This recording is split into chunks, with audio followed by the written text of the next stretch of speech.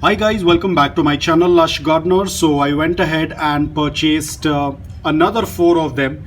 This was the one that I had purchased, and I purchased rest 4 of them. Looks like people are very fond of succulents in my location, and I happened to see that as I said, there were around 15 to 20. All of them were sold.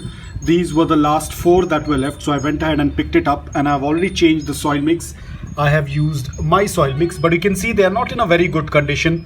You can see a lot of yellowing on the leaves, so I immediately went ahead and changed the soil mix. So I hope that they will be able to revive. A lot of yellowing of the leaves because of that weird soil mix that they had. Overall, the succulents also don't look that great.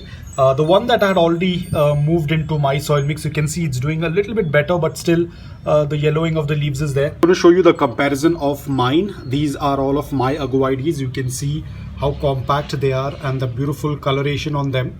Whereas this, what I recently brought from the nursery, they are not in the perfect shape. A lot of yellowing.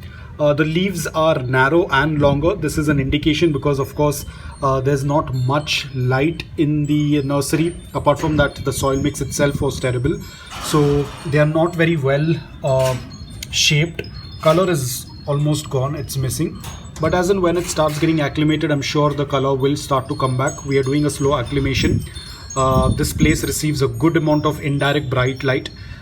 So it's going to be a very slow process. Maybe it's going to take another 1 to 2 months for them to show a little bit of difference, because as I said, it's monsoon season. There is hardly much sunlight.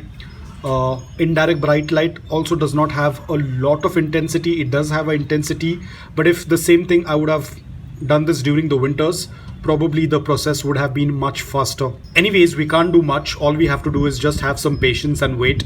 The succulent will do its own thing. We have provided it with all the necessities possible: a very loose, porous, well draining soil mix, indirect bright light. Watering has not been done yet. I will do it probably after a few days.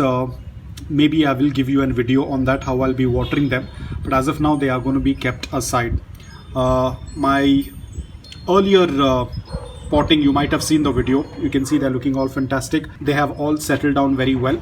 A little bit of burn on that leaf, but otherwise the succulent is doing quite well. So guys, that's all about it. I hope that you liked this video. If you did, please hit the like button, and if you're new to my channel, please consider subscribing to it. Until then, take care, stay safe, and keep propagating.